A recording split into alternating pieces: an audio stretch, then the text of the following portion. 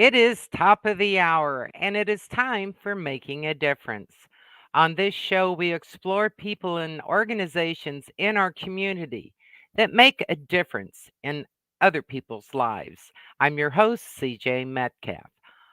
On today's show, I have someone who our guest is someone that has made a difference in many people's lives, not only in our community, but in our county, in our state, and as far as I know, we have made they have made a national known spot here in Punta Gorda. And my guest is Gary Butler from the Military Heritage Museum.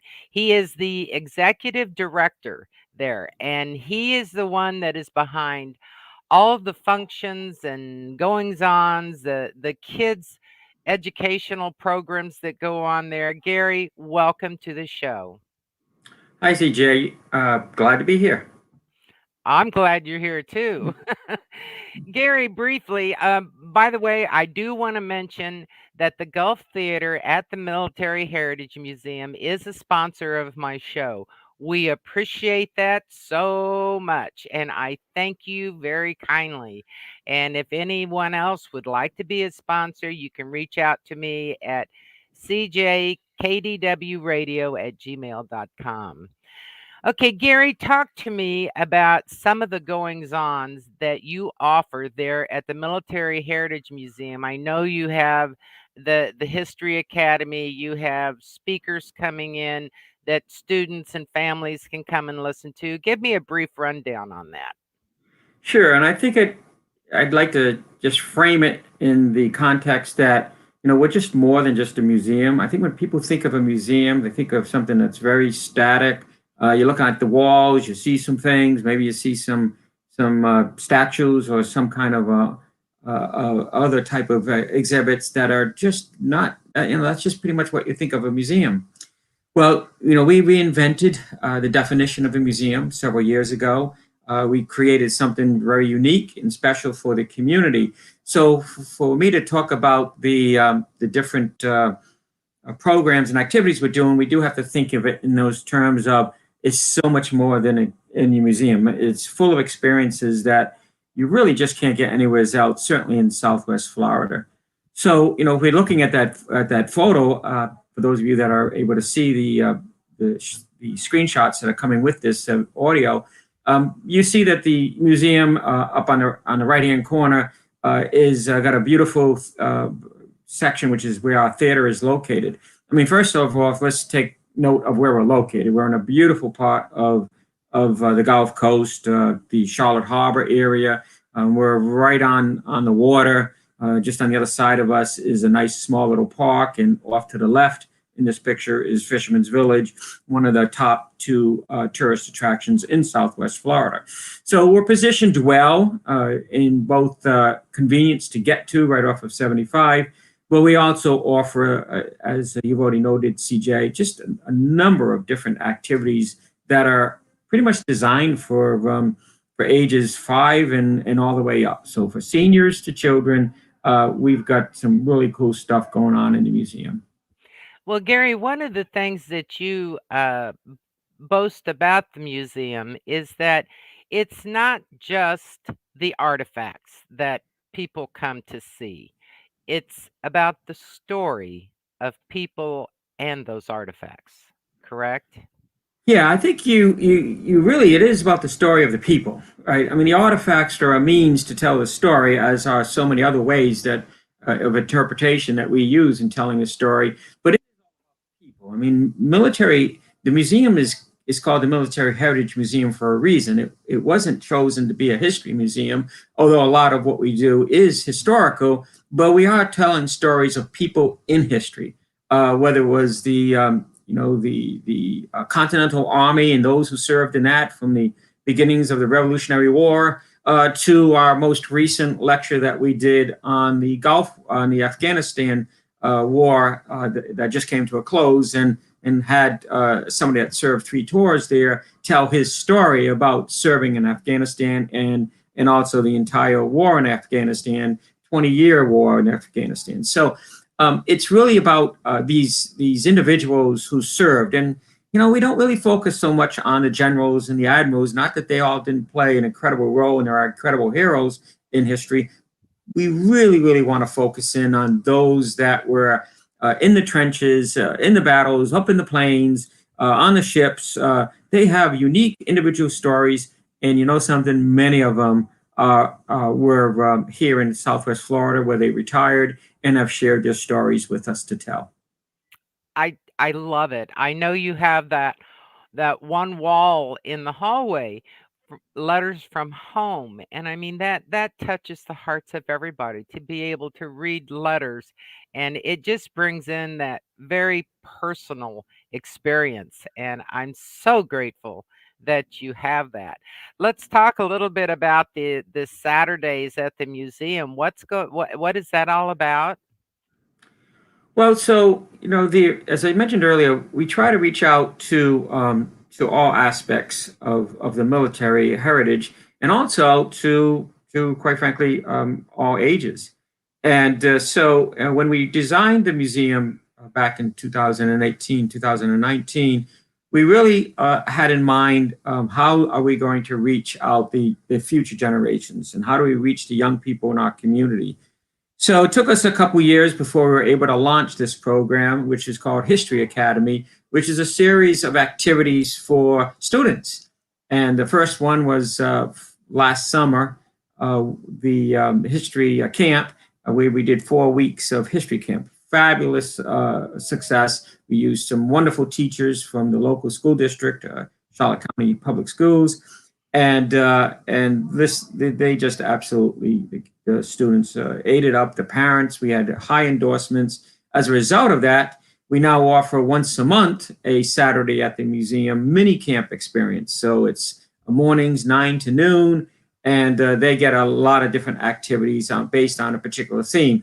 This month, of course, was all about the veterans, and so they got to meet some veterans, and they got to learn about veterans, and some of the stories that they tell. And we have this temporary on loan, this Huey helicopter, and what a wonderful experience when you have a veteran who actually was a gunner on a Huey in Vietnam, who could then share with these campers his experience, what it was like to fly in the Huey, and what the role of that iconic helicopter was during Vietnam. And it's just the museum's incredible opportunity to connect youth with veterans. Once that happens, the magic takes place.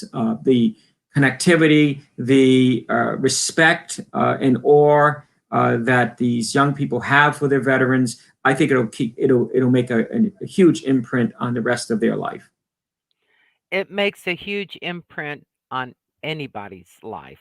What you offer there is it's just wonderful. As you know, veterans are very close to my heart, and to expand on them, that they're more than people, it's more about what they have done to serve our country. And I think more people need to have an appreciation for the veterans and all the things they go through in protecting our freedom and liberties. And the museum just does an excellent job of creating an environment where people can learn that. So wonderful job, Gary.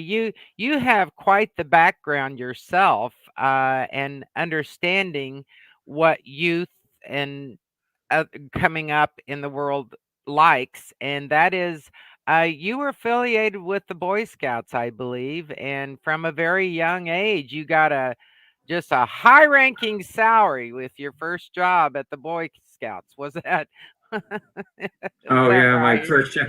Yeah, when I was in scouting. My father and grandfather were all in scouting, and I have four brothers who all were all in scouting. So, but when I went into it, I guess it just connected with me. There was just so much about it that I enjoyed. I loved the outdoors, but I also loved the opportunities to serve in leadership roles. And the one thing, there's some similarities between what we do at the museum and what is done in scouting and other youth organizations, but just this whole concept of role modeling. Being able to find role models that can share their stories with the future generations. And of course, that's what scouting is really all about: is using a curriculum called Scouting Handbook, but it's shared and it's taught through the eyes of the adult volunteers as well as your peers. And I think that's the correlation between scouting and what we do at the museum. We still do that. I mean, storytelling is part of healing the soul, right? It is about sharing inside of you about what your experience is, what's happened, and how others can learn from that. And the museum, the veterans, and we probably have over 100 of them now as volunteers throughout the year. And people ask me, so why do why are you getting more veterans when so many other military organizations are struggling to keep their veterans? And for me, it's because we do something that's so unique. We provide them an opportunity to share their story and connect with other veterans. It's about it's not just about helping other veterans. It's about helping themselves. It's about giving back. You go to military. I think people who serve in the military certainly have a sense of commitment, a sense of dedication, a sense of responsibility to serve their country, and that doesn't go away. So I think when they leave, there's a void there. And what I've learned and observed in working in the museum now for almost 3 years is the fact that the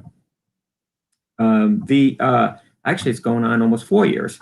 Time goes by fast. So is to watch them feel these veterans feel so I think satisfied when they see the smiles on those that they've shared their stories with or mentored with on our flight simulators, and especially the youth.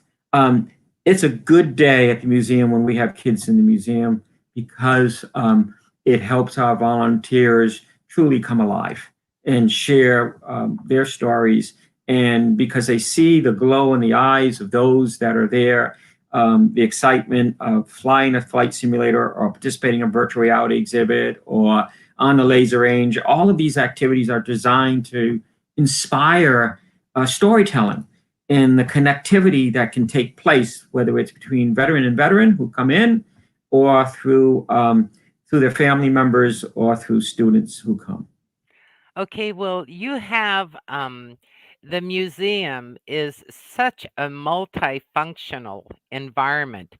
Not only do you offer all these educational programs, events, seminars, etc., but the museum itself, you host quite a few events there. And these are outside events like with the Chamber of Commerce and things like that. You want to highlight on some of these events that you hold there at the museum? Yeah, I mean, I think it goes back again to the design work we did. There's something called a great place, and a great place was a type of thematic way to build a attraction in a community, whether it's a museum or some kind of other community gathering place. And so when we built the museum, the new created what would be considered a great place. It's a place where people come to gather. So there's a lot of open areas. You've got a lot of places where conversations can take place. So let's talk about the Golf Theater. It's a 247 seat theater that we came with our building. What a blessing that was. And it needed a lot of work, needed renovation, and along came generous donors who contributed $100,000 to help us renovate the theater. Now, they did so as a result of attending one of our events, which was our Veterans Day recognition program and a concert that we always offer that day. And they were inspired to make that donation. So that allowed us to renovate this theater, and now it allowed us to truly, truly open it up to so many more different groups, and it just keeps growing and growing. Just to name a few of the types of programs that take place in there. So, and of course, our ceremonies, our Memorial Day, our Veterans Day, their Vietnam War Remembrance Day ceremonies. We do 9/11 Remembrance Day. So during the course of a year, we'd probably do about 10 to 12 special Remembrance Day ceremonies in the theater. But we also do use it for our youth programs. We did a Zoom meeting with the students and a Medal of Honor recipient, and they actually got using Zoom on our screen. You know, we have a full size screen, movie size screen in the theater. So that was an incredible experience with this Medal of Honor veteran from Vietnam War was able to talk back and listen to the questions of the students take place. We also have a lecture series going on right now with Florida Gulf Coast University. We do 2 lectures a week, very different type of themes and not just all military themes. Some of them are cultural, some are science in nature, some are about music. So it's just a very diverse type of programming. Can't forget our tribute shows. So we created a this cultural arts venue where we do a lot of music, whether it's tribute shows, and most recent one was the history of rock and roll. Prior to that, we did one that was the music Veterans Day program based on music throughout the ages that were kind of military themed. And of course, next couple of weeks we'll be having Bob Hope Christmas show. So these are the sort of few of the 20 tribute shows we're doing through the year. Then we have our partners, and these partners include Southwest Florida Symphony, the Jazz Society is just going to Charlotte County Jazz Society just signed a contract with them to provide several of their programs here in the theater, and the Milana piano concerts that she has coming up. Brass wind ensemble that's taking place in over the holidays. So yeah, I'm going to miss a few, but our players are using the theater themselves as well. So it's just getting busier and busier. We're excited about it. It's a variety of genre for anybody that's interested in getting out of the house and doing something different. Well, for people listening and watching on video, now organizations can rent the theater. Is that correct? Yeah, that is correct. So we have different types of organizations that use. We have some nonprofit ones, and in that we have some number of different relationships that we use to make it a win-win scenario. Because if it's veterans organizations, we got Giving Tuesday coming up, and people often wonder how do we support a museum? And I always say, because one of the things that we do is we facilitate a lot of veteran support groups here at the museum, and we of course do not charge for them. We provide those programs. I provide staff to support them. So underwriting those programs helps us quite a bit. So we don't have to charge them a rental fee. But for other organizations that are not related to our mission, there is a modest fee. They range from, we've done CPR training in the theater. We've done corporate meetings have taken place in our museum, receptions, because we have a beautiful reception area, both indoors and outside, for folks to do some kind of receptions have taken place. So we, it's just, it does lend itself. It's, again, large 247 seat, multimedia capability of doing live streaming and Zoom.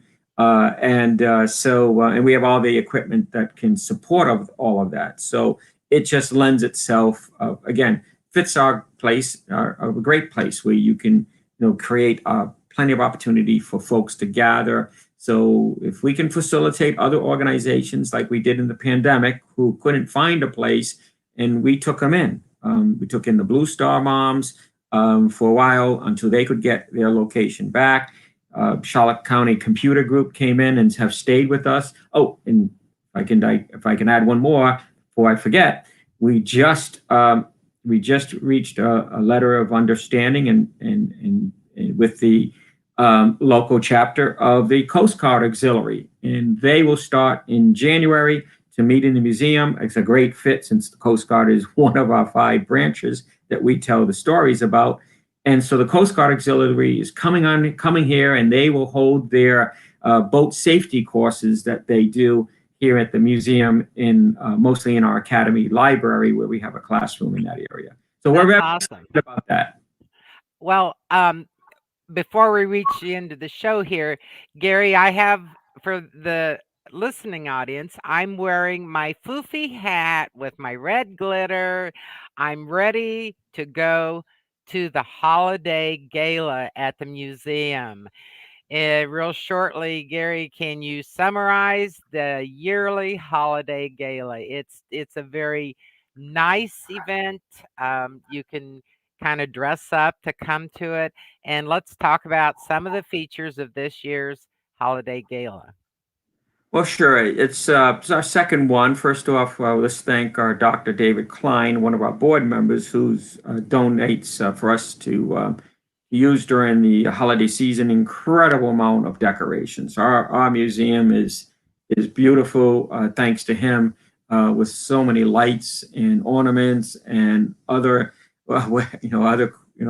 holiday themed decor. It's beautiful. It's Yeah, lots. absolutely beautiful. Yeah, so we want to thank him. So once a year we do this event. It does raise a little money for the museum. We have some auctions and raffles to go on, but it's also because it's not that the reasonably cost. We have some heavy hors d'oeuvres, um, and um, and you can go online to our website, militarymuseum.org, to check it out, or reserve a spot. But a great evening. A lot of fun, music, activities, tours of the museum, and really have an opportunity to enjoy. Our members, I know, enjoy it, as well as our volunteers and staff.